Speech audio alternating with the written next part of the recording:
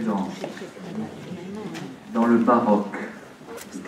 Première présentation un peu générale et je centrerai surtout sur Rome, avec deux artistes principaux, Gian Lorenzo Bernini, Bernin, et Borromini. Quand on dit Rome, on parle surtout d'eux. Avec les jésuites aussi, il y en a un quand même, on ne peut pas faire l'impasse, pour ses œuvres dans l'église du Gesù et surtout dans l'église de Saint-Ignace, c'est Andrea Pozzo, qui est jésuite. J'ai porté, vous pourrez, s'il y a quelques minutes, moi j'avais acheté ce bouquin sur uniquement le Bernin, et c'est assez prodigieux ce qu'il a pu faire voilà, comme sculpture et architecture. Évidemment, il avait des élèves, mais rien que dans le dessin des projets, c'est déjà énorme. Et puis dans les constructions. Là, le livre présente sculpture et architecture. Le Bernin est aussi peintre. J'ai une reproduction d'un autoportrait du Bernin, qui est dans la petite Académie Saint-Luc à Rome, voilà, qui est merveilleuse. Donc on en parlera, je m'arrêterai sur 2 ou 3 détails. Et puis là, je montrais à Gilles tout à l'heure, j'avais assisté à j'avais été visiter une exposition au Palais Fesch à Ajaccio sur les cieux en gloire.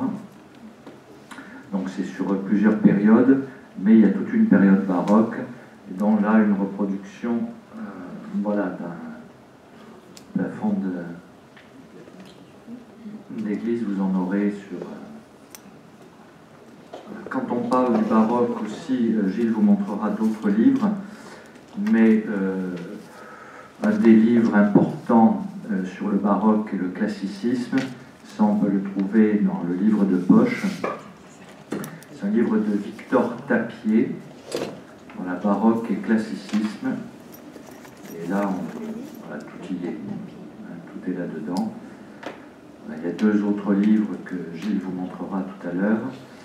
Et puis, moi, je vais donner un résumé, en fait, que tout est là-dedans aussi, d'une conférence à laquelle j'avais assisté au Centre Saint-Louis de France.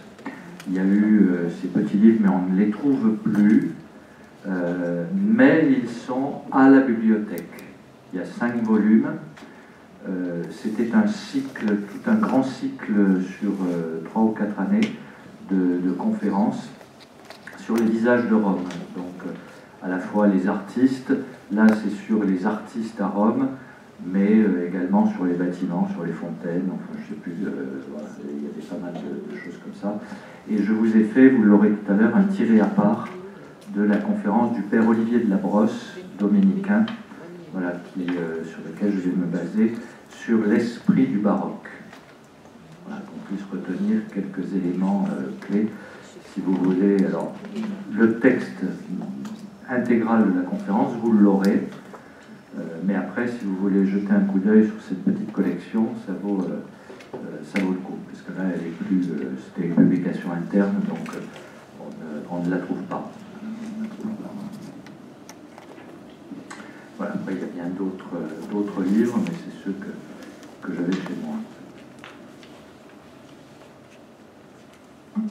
Alors, pour vous redire ce que vous savez déjà, l'origine du mot baroque, c'est l'espagnol barroco, qui désigne une perle de forme irrégulière.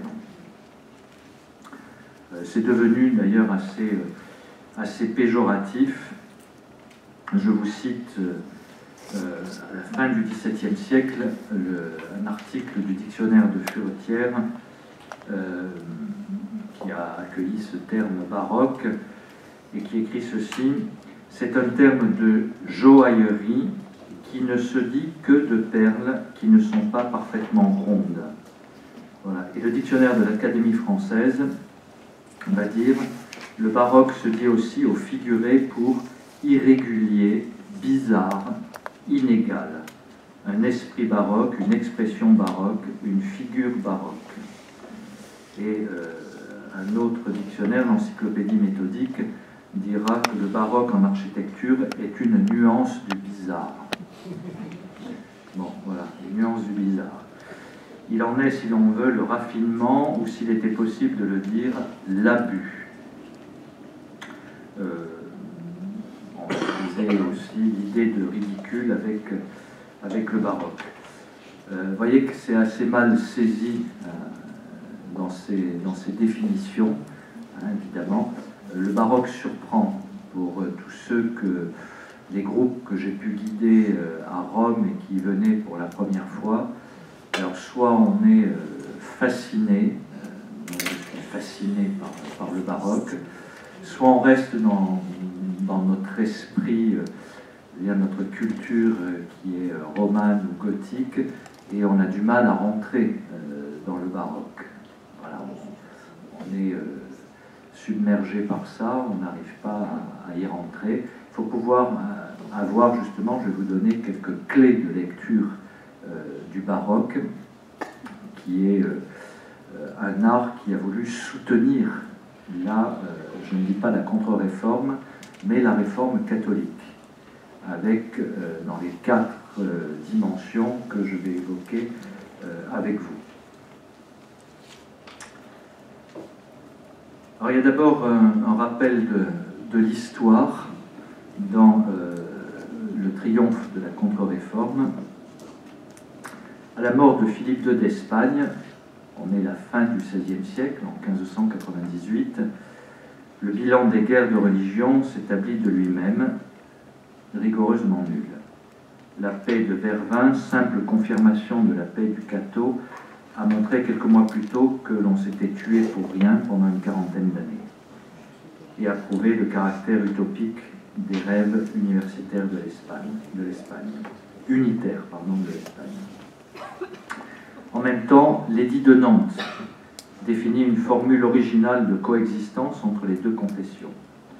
Les princes allemands s'efforcent, tout en restant armés, de trouver une sorte d'équilibre, union évangélique d'un côté, ligue catholique de l'autre.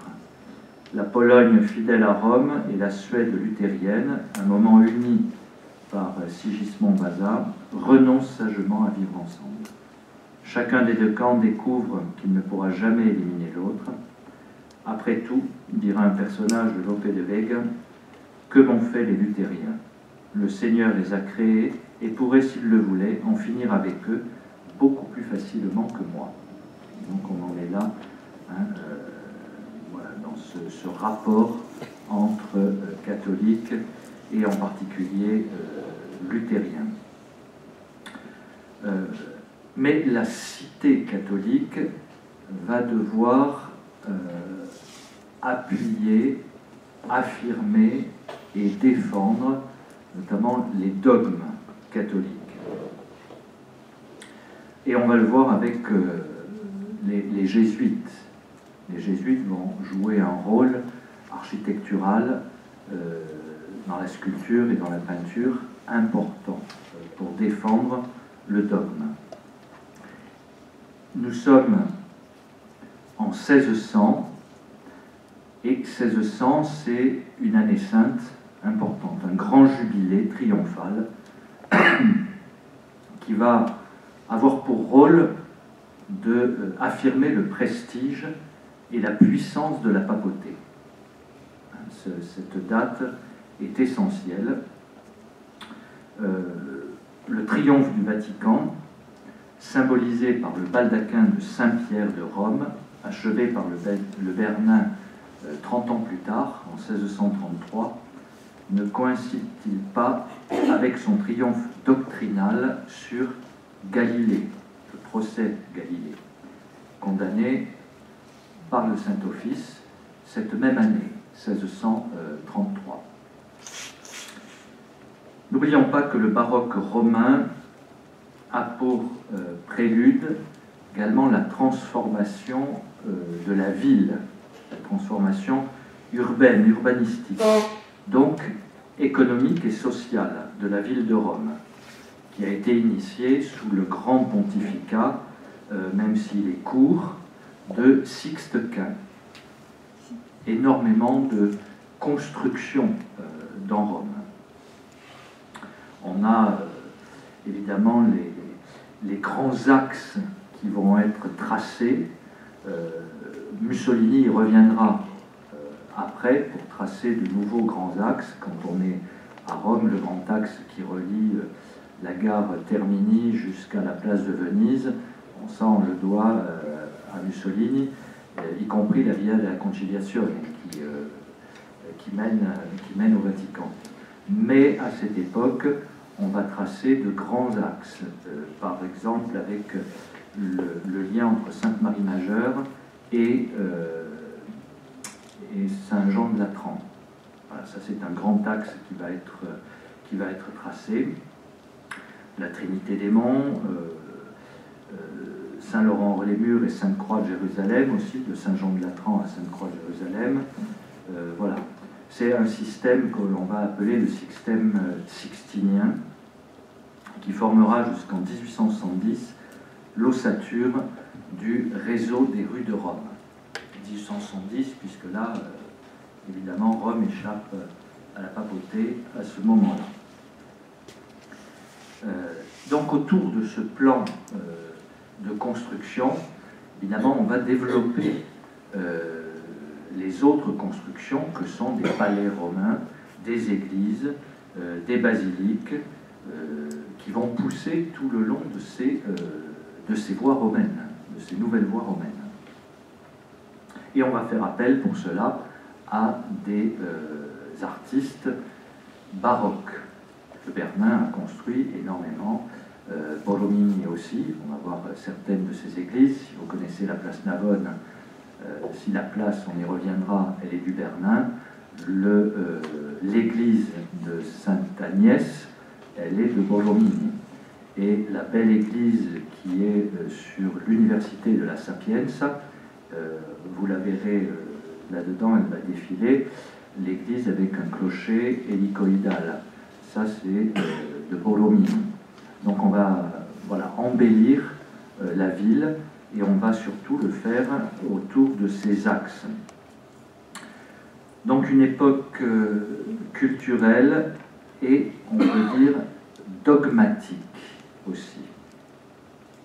Un pouvoir pontifical fort et qui tient à le dire et à le manifester. Un désir aussi de création, bien entendu. Là, on est dans la naissance du baroque romain.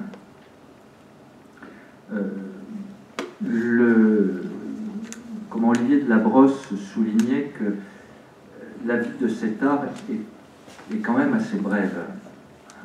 C'est Sixte Quint, je vous l'ai dit, qui en trace le cadre général. C'est sous Paul V, qui est de la famille des Borghese, parce que là aussi il fallait, bien entendu, s'il y a eu toutes ces constructions de palais et d'églises ou de basiliques, il fallait bien les financer. Et ce sont des familles pontificales ou de cardinaux, donc en particulier les Borghese. Le Gesù, c'est le cardinal Borghese, voilà, qui devient ensuite Paul V, qui a financé. On connaît le palais, la Villa Borghese à Rome, qui est absolument somptueuse, et dans laquelle se trouvent plusieurs œuvres du Bernin, notamment des sculptures. Et la très belle sculpture de l'enlèvement de Daphné par Apollon, qui se trouve dans le palais Borghese. C'est là toute la jeunesse du baroque. On peut dire que ça se termine avec une autre grande famille italienne, les Chigi, qui a un somptueux palais aussi à Rome, qui termine, en gros, c'est Alexandre VII. Alexandre VII Chigi. Quand meurt aussi, à ce moment-là, évidemment, on est dans la fin du XVIIe, Alexandre VII Chigi meurt en 1667. C'est l'année aussi de la mort de Borromini, de Pierre de Cortone, qui est un autre grand nom du baroque, qui meurt en 69. Et c'est l'époque où le Bernin cesse lui-même de produire. Voilà. Et puis ce foyer baroque se déplace de Rome finalement jusqu'à Turin. Alors moi je n'évoquerai pas ce que l'on appelle le croissant baroque, vous voyez, qui part de Rome, qui remonte Turin et qui va ensuite jusqu'à l'Allemagne du Sud, l'Autriche. Là où on va friser, peut-être Gilles en dira un mot, mais on arrive au rococo, avec cette différence. Bon, il y a eu le bref pontificat de Grégoire XV.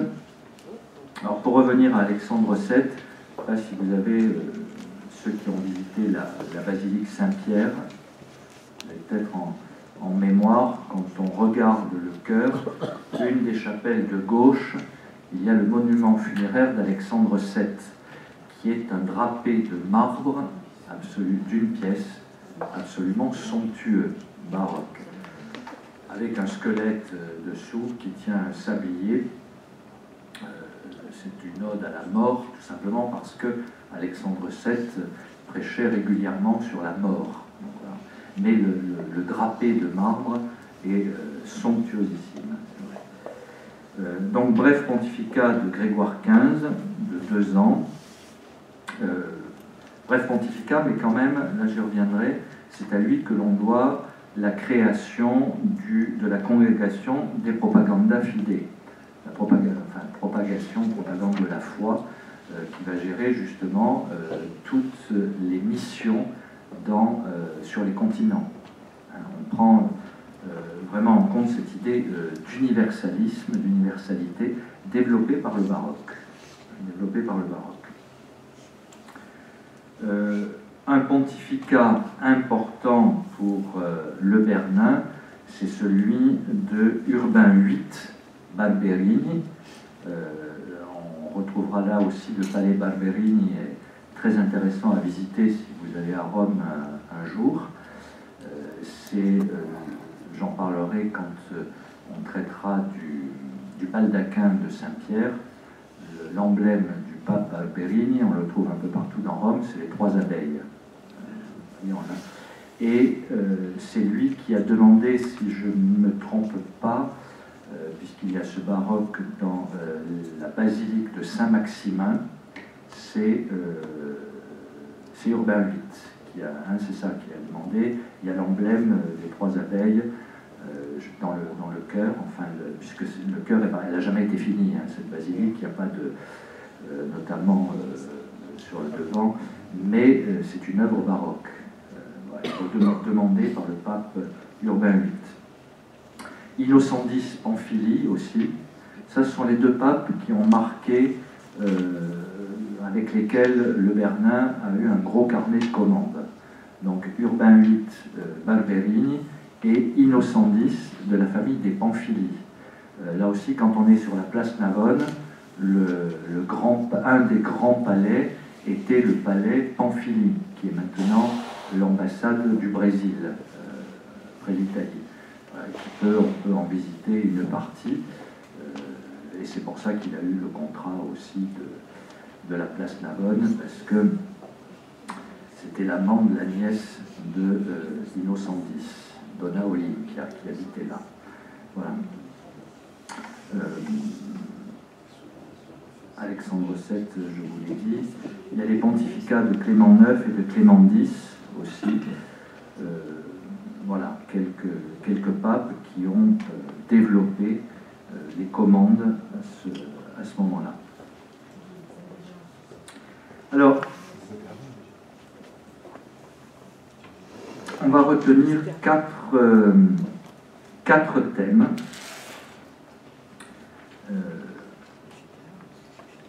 Pour ce qu'on va appeler l'humanisme spirituel dont le baroque romain se fait l'interprète.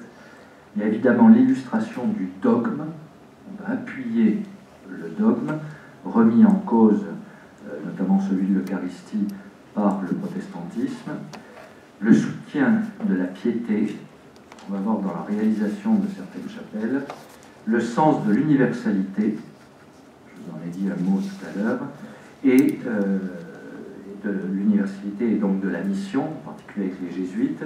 Et puis, ce qui caractérise aussi le baroque, c'est la fête, c'est la passion, la vie. C'est pour ça qu'il va y avoir aussi dans le baroque des couleurs, du mouvement. C'est ce qui va caractériser le baroque. Le Bernin était un homme de fête. Borromini, lui, était très terne. D'ailleurs, il a fini par se suicider, Borromini. Le Bernin est mort de sa belle mort et a eu maintes maîtresses, et voilà, c'est un homme jouissif. Alors, dans l'illustration du dogme, je l'ai dit, il y a surtout l'Eucharistie, dans sa forme catholique, et loin des mises en cause, bien entendu, du protestantisme. On va développer dans les basiliques et dans les églises, notamment les chapelles du Saint-Sacrement. Vous avez la chapelle caractéristique dans la basilique Saint-Pierre, qui est sur le côté droit de Saint-Pierre, où se trouve d'ailleurs le tabernacle, est en fait la reproduction en bronze de la première ébauche de la basilique Saint-Pierre, qui n'avait pas été demandée d'abord enfin que Michel-Ange a changé, la première ébauche qui n'a pas été retenue en croix grecque. Donc voilà, c'est Bramante qui avait d'abord reçu cette commande, ça n'a pas été retenu, et Michel-Ange l'a rallongé et a fait une croix latine. Mais c'est le tabernacle de la chapelle du Saint-Sacrement.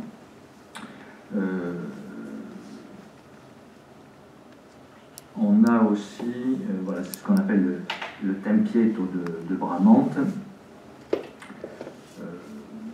avec le rappel aussi, bien sûr, c'est une catéchèse qu'il y a dans ces chapelles du Saint-Sacrement, de l'Eucharistie, le lien avec le grand prêtre Melchisédek, par exemple, dans cette chapelle-là, ou Élie, ou Aaron. Des personnages qui ont pour but de rappeler aux catholiques que les protestants ne sont pas les seuls à posséder et à connaître la Bible. Donc, on va insérer dans les représentations des figures vétérotestamentaires. Le baldaquin de Saint-Pierre, par ailleurs, n'est pas autre chose que la transposition sous forme de décor architectural. Vous le notez bien, je ne sais pas si on le voit là, le baldaquin de Saint-Pierre. Voilà. C'est la forme, ça vous fait penser au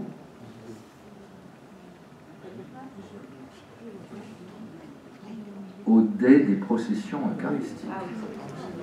C'est ça, sur le Saint-Sacrement. Les baldaquins, c'est ça. Sinon, on a d'autres choses comme dans l'église de Saint-Jean-de-Latran. Là, on n'appelle pas ça un baldaquin. Le baldaquin, on l'a surtout là à Saint-Pierre et à Sainte-Marie-Majeure. Mais à Saint-Jean-de-Latran, c'est un ciborium, comme à Saint-Paul-hors-les-Murs également. Ce ne sont pas des baldaquins. Mais les baldaquins rappellent, en les insérant, le dais de procession sur l'Eucharistie. Je dirai un mot après sur le détail du baldaquin à la fin, parce que ça on le voit jamais. Évidemment, c'est aussi, quand on entre dans Saint-Pierre, la première chose que l'on voit, c'est ce qu'on appelle la gloire du Bernin, qui est au fond, qui est la représentative vraiment de l'art baroque, qui est le culte de l'Eucharistie également. C'est le symbole de l'Eucharistie, avec la chair de Pierre est tenue pour montrer que le pape fait cette unité entre les deux poumons de l'Orient et de l'Occident, par 4 docteurs de l'Église, 2 docteurs latins, Saint Ambroise, Saint Augustin, et 2 docteurs grecs, Saint Athanase et Saint Jean Chrysostome, qui tiennent la chair de Pierre dans la représentation de la gloire, avec tous les détails baroques que l'on a. La gloire de Saint-Pierre, évidemment, se suffit à elle-même. Son ovale peut rester vide. c'est en fait, si on y pense, c'est un ostensoir. Cette gloire du Bernin, si vous l'avez, je ne sais pas si elle est représentée, il y a l'Eucharistie, il y a l'Esprit Saint, mais avec tous les rayons qui partent, c'est un ostensoir. C'est donc là encore le rappel de l'Eucharistie, dans la gloire du Bernin. En même temps, c'est l'appui aussi du magistère et de la primauté pontificale.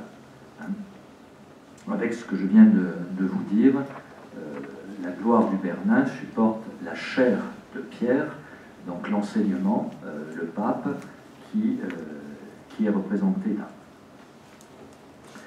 Donc, d'abord le culte de l'Eucharistie, et puis le culte de la Vierge Marie, et également celui des saints, très particulièrement d'ailleurs des martyrs, que l'on verra dans ce siècle missionnaire.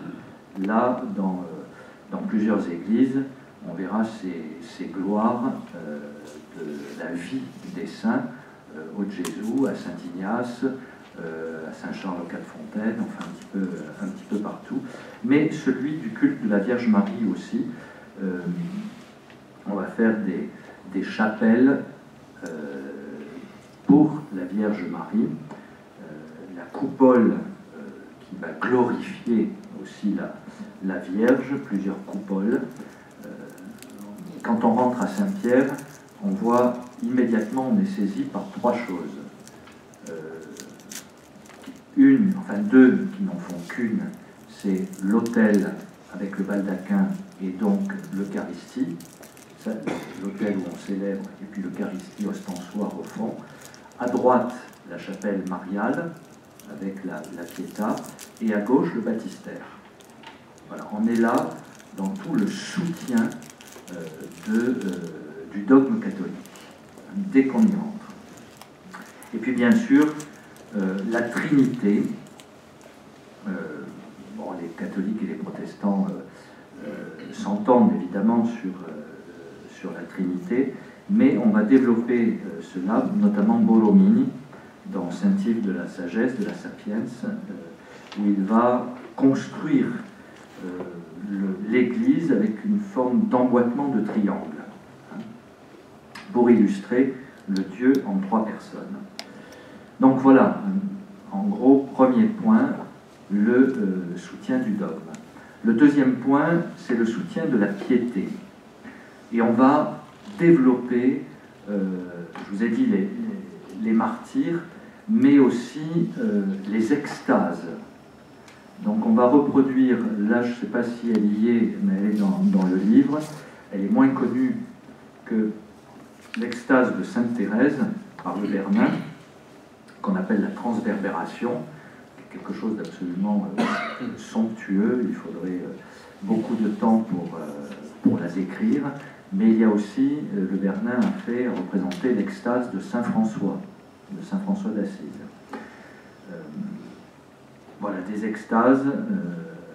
Sainte Thérèse qui est à Sainte-Marie de la Victoire. Il y a aussi celle de Saint Philippe Néri sur la Chiesa Nuova, dans la Chiesa Nuova. À Saint-Jérôme de la Charité aussi. Donc cette piété, de soutien de la piété dans l'extase. Également, on va rappeler l'importance de l'oraison, en développant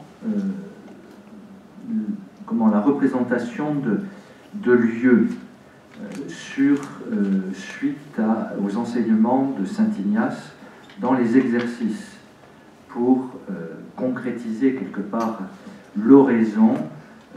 On fait place à la composition du lieu, parce que celui qui prie, c'est dans les exercices de Saint Ignace, doit s'efforcer de visualiser les lieux. Donc on va les représenter dans ces chapelles dédiées à l'oraison. L'art baroque va fournir ainsi, particulièrement à la piété ignatienne, un des éléments de décor et de données imaginatives. On le trouve à Saint-André du Quirinal, on le trouve à Saint-Charles aux Quatre-Fontaines aussi. Ce sont des églises plus petites, Voilà, et souvent de forme ovale. Voilà, des églises plus petites qui vont favoriser la méditation et l'oraison, alors que les autres grandes églises sont là pour la prédication, donc pour accueillir un peuple. Ce n'est pas le cas de ces églises plus simples, magnifiquement décorées, mais plus petites. Là, c'est pour favoriser la méditation et l'oraison. Vous voyez, dans l'architecture, il y a ce rôle qui est donné à l'architecture. Je vais aller très vite, sinon Gilles n'aura pas le temps. La mission universelle, évidemment, avec la fondation de la congrégation pour la propagation ou la propagande de la foi, toutes les missions catholiques à travers le monde. Donc, Geneviève vous a dit, hein, l'Amérique, les Amériques latines et du Nord, l'Asie, et puis l'Afrique, qu'elle n'a pas évoquée, et bien sûr l'Europe. Et ça va être représenté également dans l'architecture, cette ouverture au monde. Le symbole, évidemment, clé, c'est la fontaine des 4 fleuves sur la place Navone. Parce que, bon, le continent, l'Océanie, n'est pas encore vu comme un continent. Et donc, on va représenter, ces 4 fleuves représentent les 4 continents, avec le Rio de la Plata, le Gange, le Danube et le Nil. Mais les 4 continents regardent une chose, c'est le pape et la croix. Donc l'emblème de Innocent X et ensuite l'obélisque surmonté de la croix. Pour représenter aussi ce que dit la Genèse, c'est-à-dire les 4 fleuves qui irriguent la création, hein, le Géant, le Pison, le Tigre et l'Euphrate, sans oublier qu'ils proviennent d'un seul fleuve unique. Donc le seul fleuve unique, c'est la croix du Christ. Voilà, on va représenter tout ça également avec l'Apocalypse. Et puis le sens de la fête et de la passion, il y a une sorte de théâtralité aussi dans le baroque. Je vous l'ai dit, il y a du mouvement. Quand on regarde, les anges flottent dans l'air, ne sont pas, voilà, sont à peine accrochés, il y a beaucoup de couleurs, il y a des effets de nuages, de lumière, et même les places. Alors la place Saint-Ignace, devant Saint-Ignace à Rome, sera construite comme un décor de théâtre. Ce sera plus tardif, mais elle sera construite comme un décor de théâtre. Il y a tout ce sens de la fête, de la vie dans le baroque. Voilà, je ne peux pas trop développer parce que je veux laisser du temps à Gilles. Je voudrais juste qu'on revienne sur le détail du pilier de Saint-Pierre.